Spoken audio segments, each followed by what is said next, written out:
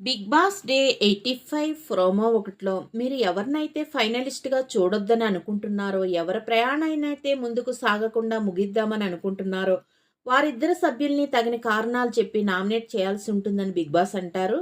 Nabeel wild కార్డ్స్‌ని పంపించేద్దామని తెచ్చిన point నాకు నచ్చలేదని నబీల్ అంటే, అది నేను నామినేషన్‌లోకి తీసుకొచ్చి ఎవరిని నామినేట్ చేయలేదని గౌతమ్ అంటే, ఇంకో మాట అంటే లెట్ మీ కంప్లీట్. నువ్వెందుకు ఇప్పుడు ఇంటర్ఫియర్ అవుతున్నావు అని గౌతమ్ అంటే, ఎక్కడ మాట్లాడబుద్ధి అవుతే అక్కడ మాట్లాడతా అని నబీల్ అంటే, నేను కూడా అంతే కదా అని గౌతమ్ అంటారు. విష్ణు రోహిణి గొడవ జరిగినప్పుడు రూమ్‌లో అక్కడ మిడిల్‌లో లేచి వచ్చారు.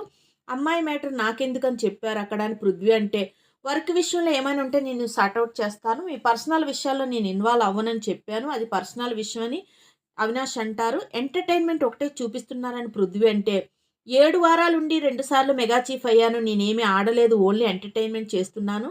12 వారాలున్నారు మెగా చీఫ్ నువ్వు అయ్యావు అని